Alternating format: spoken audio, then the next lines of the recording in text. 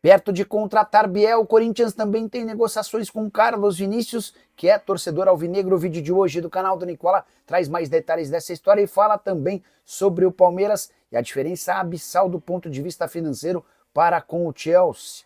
Preciso te atualizar ainda sobre Gerson, que garantiu de novo excelente receita e um enorme negócio para o rubro-negro. Para completar, tem um angolano cheio do dinheiro, com bilhões na conta, disposto a investir no futebol brasileiro.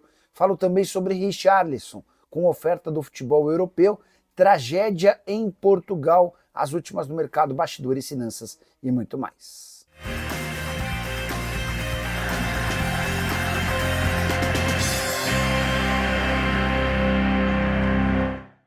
Fala aí pessoal, sou Jorge Nicola, bem-vindos a mais um vídeo do canal, sempre bom ter vocês por aqui, sem perder tempo pedir para deixar like, se inscrever no canal e ativar as notificações.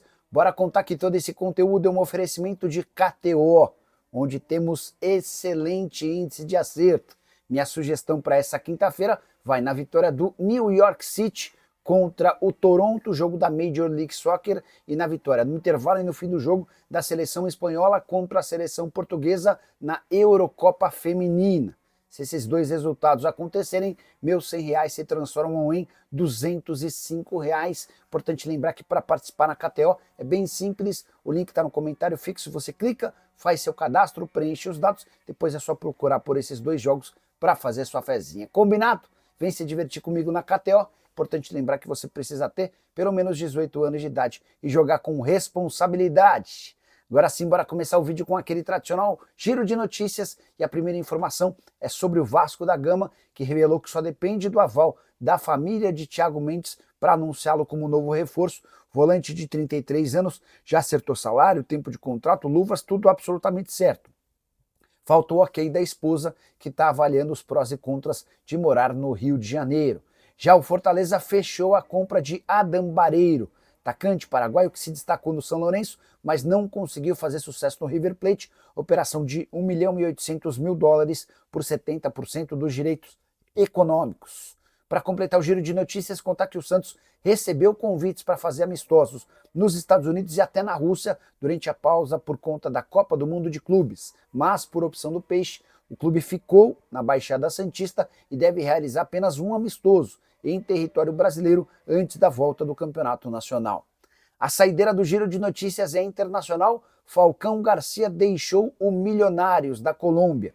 O atacante, hoje com 39 anos de idade, está livre no mercado e marcou pelo Milionários 26 jogos e 11 gols.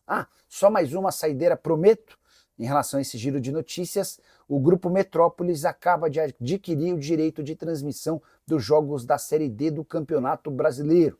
Dessa maneira, quando o Metrópolis exibir as partidas, os times ficam impedidos de fazer a transmissão em seus canais no YouTube.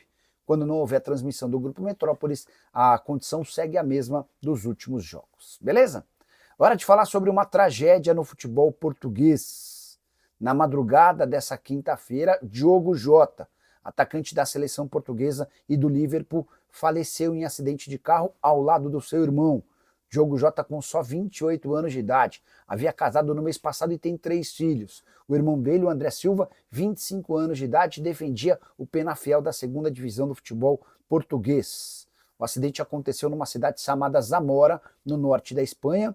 O Diogo Jota dirigia sua Lamborghini quando tentou uma ultrapassagem, o pneu furou, o carro capotou e chegou a pegar fogo.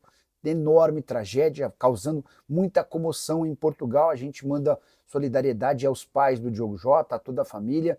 O Liverpool já se manifestou, Cristiano Ronaldo, Porto, enfim, clubes que tiveram relação com um atleta muito, mas muito triste. E isso só reforça aquela ideia de que a vida é um sopro. Então bora aproveitar sempre com responsabilidade.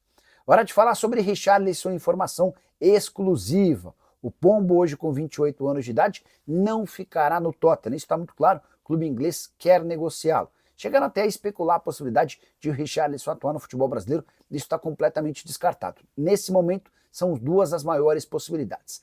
A Arábia Saudita, com quem ele conversa há pelo menos um mês, e mais recentemente a entrada do Galatasaray da Turquia. Esse clube ainda não apresentou proposta oficial, mas ficou de fazer uma oferta para essa semana. Galatasaray promete investir pesado para conseguir a contratação do centroavante, que está há 3 temporadas no Tottenham e havia sido comprado por 58 milhões de euros. É bem verdade também que hoje o valor de mercado do Pombo caiu bastante. Segundo o Transfer Marketing, ele está avaliado em 20 milhões de euros, contrato até junho de 2027.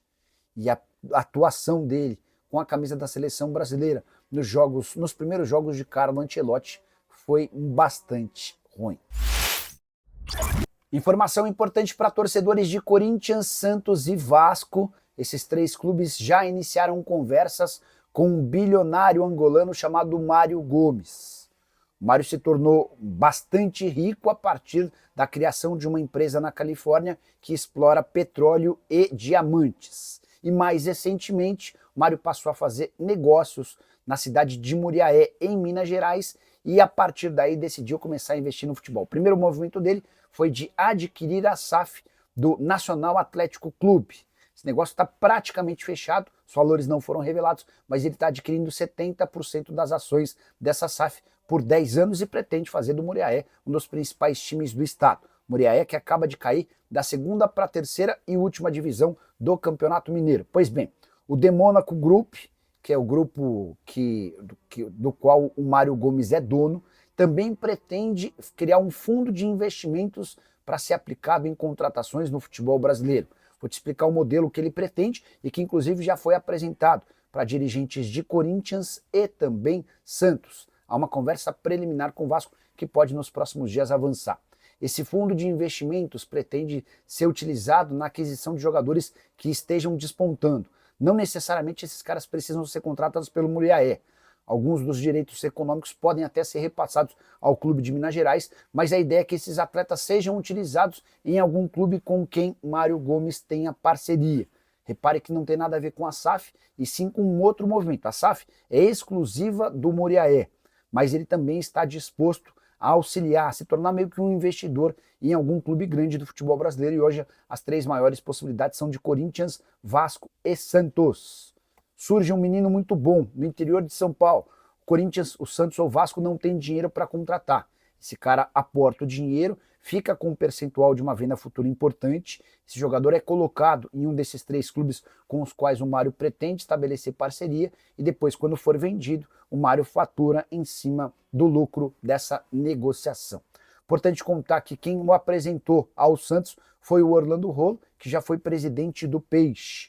Mário Gomes também pretende criar uma rede de clubes pelo mundo, basicamente o que faz John Textor, entre outros. Inclusive, o empresário angolano já tem negociações para aquisição de um time na Espanha e outro na Itália, conforme forem surgindo novidades. Vou contando para vocês. Combinado?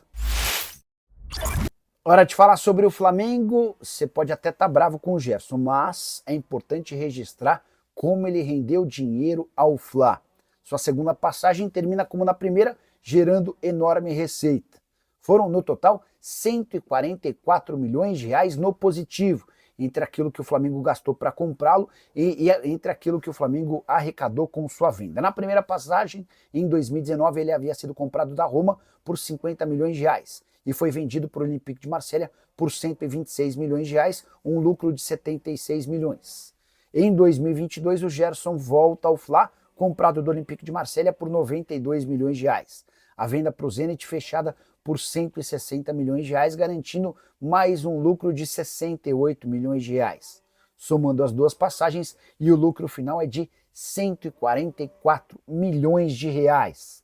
Isso sem falar nos 12 títulos conquistados dentro de campo, os 19 gols marcados e uma infinidade de ótimas ações dentro das 4 linhas. Só para completar, é importante registrar que o Gerson não deve ser o único atleta vendido pelo Flamengo. Wesley, Cebolinha e Michael também não devem ficar.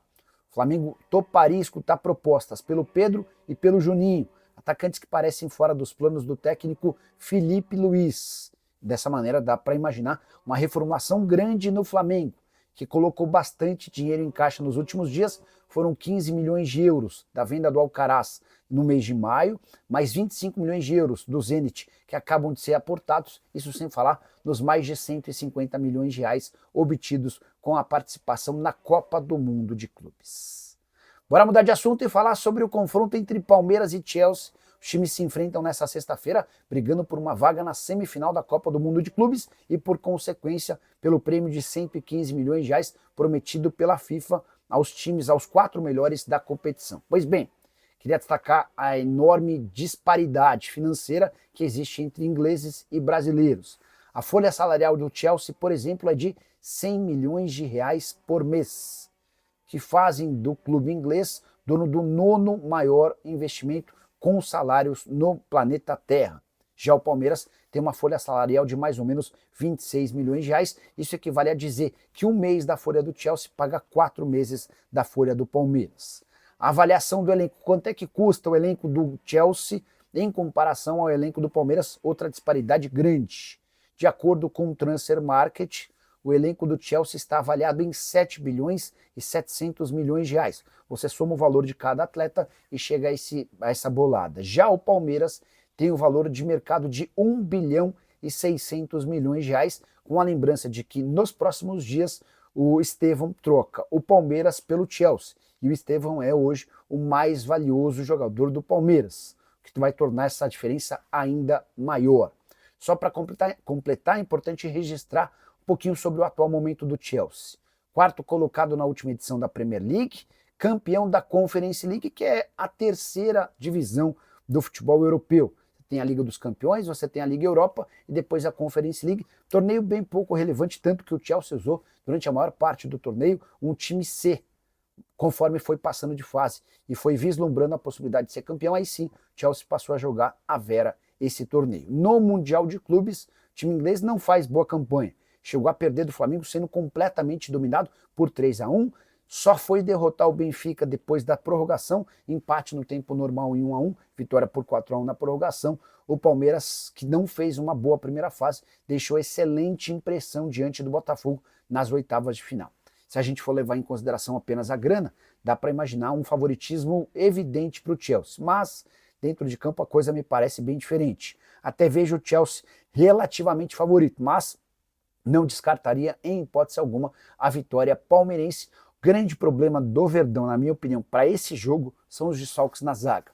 Gustavo Gomes e Piquerez suspensos, Murilo machucado. E Gustavo Gomes e Piquerez, para mim, não tem reposição à altura. E você, o que pensa sobre todos os números que eu passei? Já usa espaço para comentário e registra a sua opinião, beleza? Agora de falar sobre indicações de Hernan Crespo ao São Paulo. Técnico argentino recém-contratado, já passou uma lista de jogadores com quem gostaria de atuar para as 3 funções que o São Paulo busca. São 2 atacantes de lado de campo, um para cada lado, além de um meio-campista. As indicações do Crespo não tiveram nomes revelados, mas dá para dizer que há jogadores da Argentina, que ele conhece há bastante tempo, e também do Oriente Médio, onde o Crespo esteve recentemente. Ele chegou a ser campeão do Al Ain, campeão da Champions Asiática, batendo ao Nasser e ao Hilal, 2 dos clubes mais ricos do mundo. Importante contar que o Crespo já foi avisado também de que não é porque ele indicou esses jogadores que eles serão contratados. A ideia é tentar chegar a um meio termo. O São Paulo também sugeriu nomes que tiveram a aprovação do Crespo. As negociações estão acontecendo, nada muito perto de fechar. Estou tentando descobrir nomes e assim que descobrir conto para vocês. Só para completar mais 2 novidades importantes sobre o São Paulo, o Tricolor não busca zagueiro, pelo menos até agora, mesmo com a saída do Juan Tressoldi. A ideia é que o Ferrarese, que atuava como lateral direito, passe a atuar como zagueiro. Dessa maneira, o São Paulo entende que talvez não exista a necessidade da contratação de um defensor. Sobre a lateral direita, o São Paulo perdeu o Igor Vinícius, negociado com o Santos, e não tem Mike, contundido. Até por isso, muita gente imaginou que o Ângelo, lateral direito, 16 anos de idade, e que já está vendido para o Strasbourg da França, que esse jogador seria promovido ao time principal. Até porque no contrato de venda com o Strasbourg há um bônus de 2 milhões de euros quando ele completar 2 minutos em campo pelo São Paulo. Mas o Tricolor não tem planos de subir o Ângelo por agora. A tendência é que o Igor Felisberto, que também veio da base, seja o reserva imediato do Cédric Soares. Bora fechar o vídeo para falar sobre Carlos Vinícius. E as negociações com o Corinthians têm novidades importantes sobre o tema. Não é verdade que o Carlos Vinícius foi oferecido ao Corinthians nos últimos dias. A negociação já existe há pelo menos 2 semanas. Enquanto o Carlos Vinícius conversava com o São Paulo, o Fabinho Soldado entrou em contato com o representante do atleta. Centroavante brasileiro de 30 anos de idade, que acaba de deixar o Fulham, não teve seu contrato prorrogado por lá.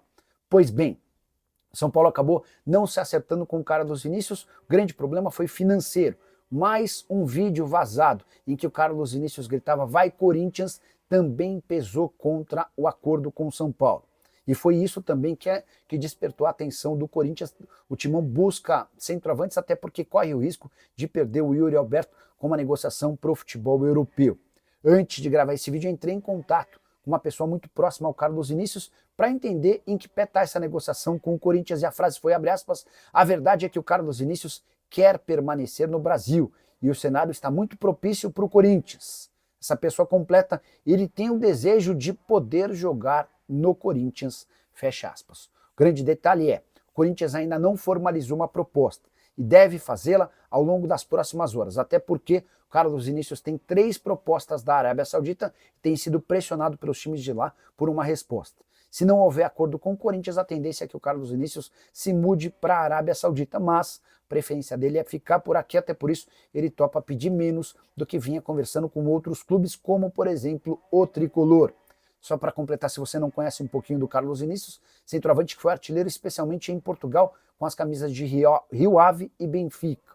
Não conseguiu ser tão artilheiro em outros clubes, mas aí tem uma curiosidade importante. No Tottenham, ele concorria, por exemplo, com Harry Kane. No Mônaco, ele concorria com Falcão Garcia. No Galatasaray, com Mauro Icardi. No Fulham, com Mitrovic. E no PSV, com o De Jong. E você, o que pensa sobre Carlos Vinícius e a possibilidade dele virar reforço do Corinthians? A saideira sobre o Timão. O Corinthians espera para essa quinta-feira a resposta do Sport em relação à proposta feita por Biel. O Corinthians apresentou na terça-feira a seguinte proposta, 5 milhões de euros por 80% dos direitos econômicos.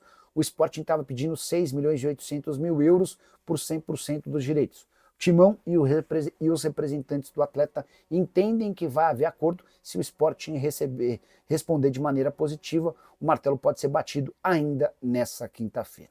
Curtiu o vídeo? Não esquece de deixar like, de se inscrever no canal. A gente se encontra assim que surgir notícia.